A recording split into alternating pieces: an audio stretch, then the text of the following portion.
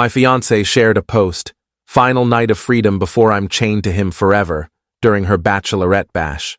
I replied, "Congratulations on your freedom." Then I uploaded our doorbell camera clip from last Tuesday. Her mother called me, enraged, within half an hour. I, 29 male, was scrolling through Instagram on Saturday evening when I saw it. My fiancée Chloe, 27, posted a video from her bachelorette party with that caption. Our wedding was scheduled 3 weeks from then. In the video, she's grinding on some guy, drink in one hand, her maid of honor Brittany hyping her up. Her friends' comments were even worse. "Get it all out, girl. Poor Derek's got no clue what he's missing." She danced with more than one guy tonight. I stared at it for about 2 minutes. Then I commented, "Congrats on your freedom." My phone started blowing up instantly, but I wasn't done. See, last Tuesday, Chloe said she was crashing at her sister's for last-minute wedding planning.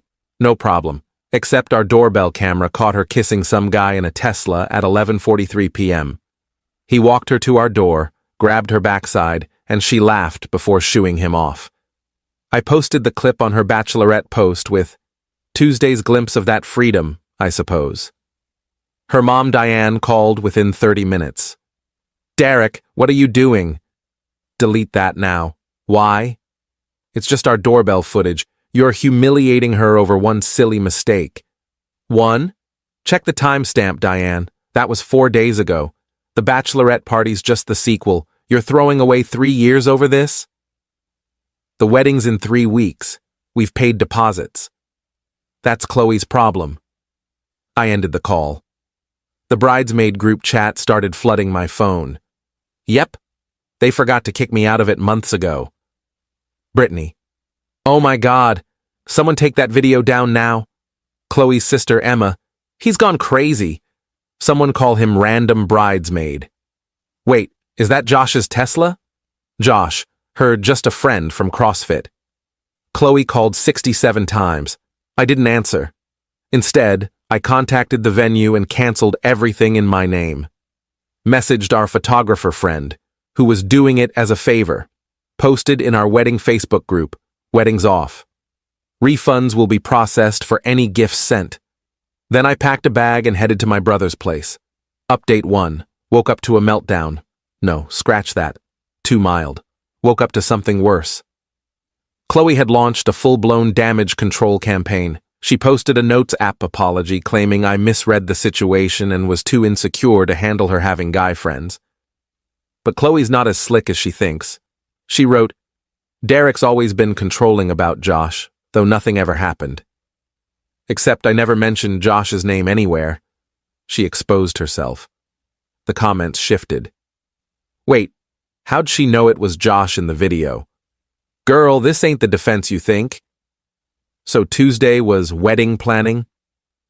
Then Josh's girlfriend commented, "That's where you were Tuesday?" The post disappeared fast, but Diane wasn't done. She showed up at my brother Tony's apartment with Emma and Chloe's dad, Robert. Tony recorded through the peephole. Total champ. "We know he's there. We need to talk like grown-ups, Tony. He's a grown-up. You raised a cheater. Bye. Open this door now." "Sir, I'll call the cops. Your daughter played stupid games.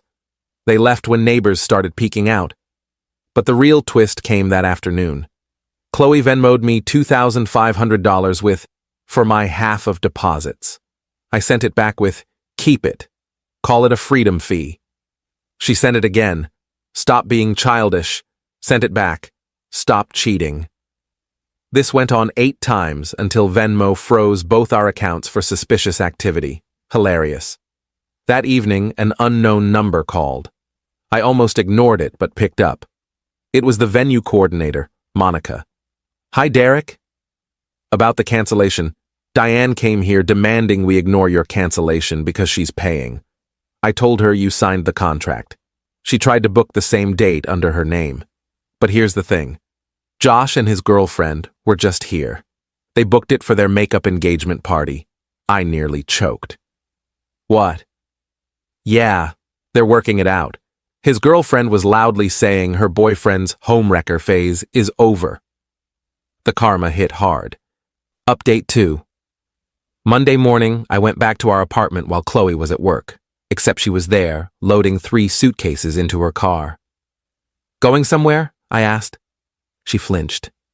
Derek, you scared me. It's my apartment. I'm staying with my parents for a bit. Giving you time to think. Already thought. We're done. Her face twisted into tears, not sad ones, angry ones. 3 years? You're tossing 3 years over one kiss? 2, at least. That I know of, it meant nothing. Josh is just dealing with issues with his girlfriend. And decided to deal with you to get over it? She got nasty then. You know what? Yeah, he did. Because he makes me feel wanted. You've been so obsessed with your dumb promotion, you barely touched me for months. I was working overtime to pay for our wedding. Whatever. You're boring anyway. Josh has a yacht. She threw away our relationship for a guy with a yacht. Cool. Enjoy the yacht. I'll keep my self-respect.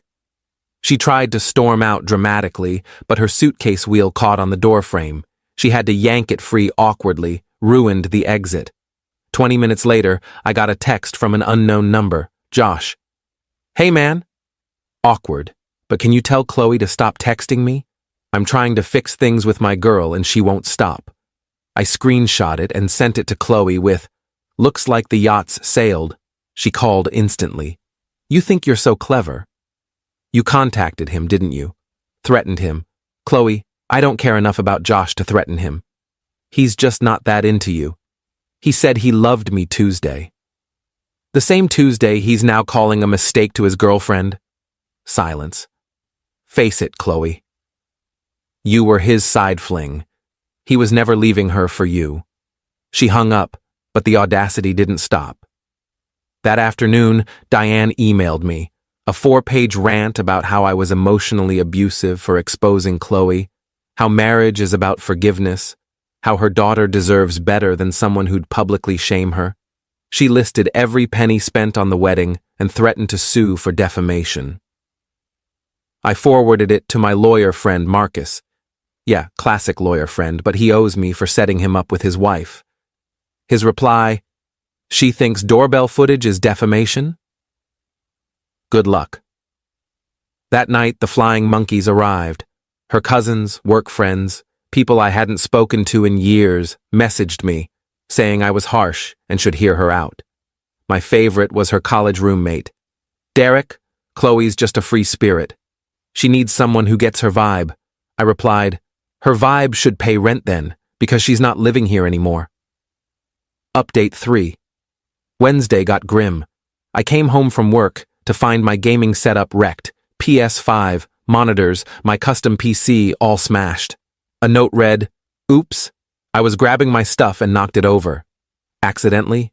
Sure, that's why my graphics card had heel marks. I called the police and filed a report. The officer saw the damage and said, third vengeful X case today. Full moon's coming. But Chloe messed up. She posted an Instagram story an hour earlier with Brittany, sipping margaritas downtown, time-stamped. She wasn't at the apartment when it happened. Building security footage showed Emma using Chloe's key, her face clear as day. I sent the footage to both sisters. Emma, you've got 24 hours to pay $3,800 for the damages, or I press charges. Chloe, your sister committed a felony for you. Hope it was worth it. Diane called instantly. You wouldn't dare call the police. Watch me. Emma was just helping her sister. Emma broke in and destroyed my property. Having a key to grab Chloe's stuff doesn't mean she can trash mine. That's illegal, Diane. The next morning, $3,800 hit my Venmo from Emma with, I'm sorry. But they weren't done with the entitlement. Chloe started telling everyone I was financially abusing her by kicking her out, conveniently forgetting she never paid rent because wedding savings were her priority. But the best part? Josh's girlfriend messaged me, hey, we don't know each other, but thanks for posting that video. I'd been suspicious for months, but Josh gaslit me into thinking I was crazy. We're done. P.S. Chloe's texting him non-stop.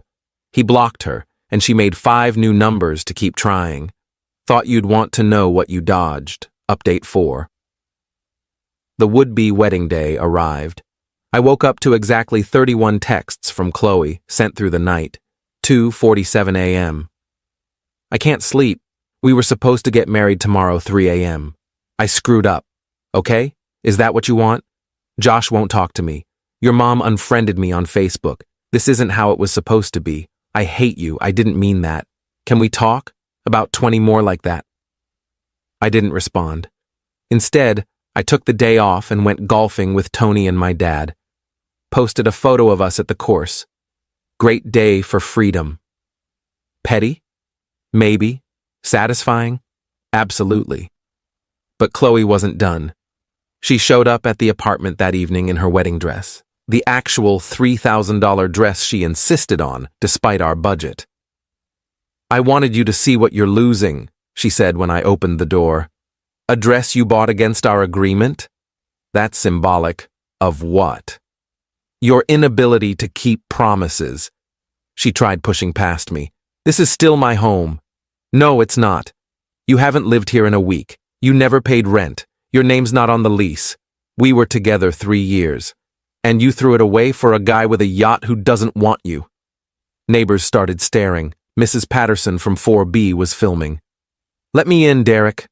We need to talk. We don't. I'll scream. Go ahead. Mrs. Patterson's recording. I'd love to hear you explain the wedding dress to the cops. She stood there a minute, then ripped off the veil and threw it at me. You'll regret this. My only regret is not seeing your true self sooner. She left, trying to key my car, but grabbed her gym membership tag instead of her keys. The plastic scraping on paint was sad. Final update. Here's how it all settled. Chloe moved back with her parents.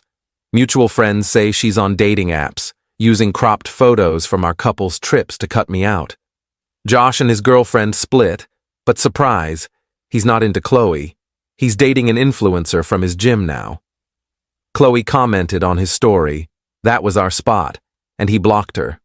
Emma paid the $3,800, but tried suing me in small claims for emotional distress. The judge laughed. Case dismissed. Diane sent one last email about how I'd never find another woman like her daughter. I replied, that's the plan. Venue coordinator Monica sent me a bottle of champagne with, for dodging that bullet. P.S. Diane tried to leave a 1-star review but forgot she never booked anything. I'm doing great. Kept the apartment, got a work promotion. No wedding stress, my performance improved. I started dating Rachel from my running club. She thinks this saga's wild and brings me coffee labeled, not Josh's yacht. The best moment? I ran into Chloe at the grocery store with Brittany, who tried to pull her away. Chloe stopped and said, Derek, I just want you to know I'm in therapy now. Good for you. My therapist says I have commitment issues and struggle with accountability. Sounds right. She says I should apologize. So I'm sorry for the Tesla thing. The Tesla thing? That's all you're sorry for? That's when I knew I'd made the right choice. She didn't think trashing my stuff, lying for months, or humiliating me deserved an apology. Just the Tesla thing. Cool, I said, and walked away. She called after me. That's it? Cool? Yeah, cool. Enjoy your freedom. Chloe, haven't heard from her since. To those asking if I regret not working it out, nope. When someone shows you who they are, believe them, especially when it's in 1080p on doorbell footage. Thanks for following this wild ride. I'm off to live my best non-yacht life. Edit. Stop asking for Chloe's Instagram. Let's not go there. Edit 2. To those saying this is fake because no one would show up in a wedding dress, clearly you've never dealt with a narcissist in a meltdown.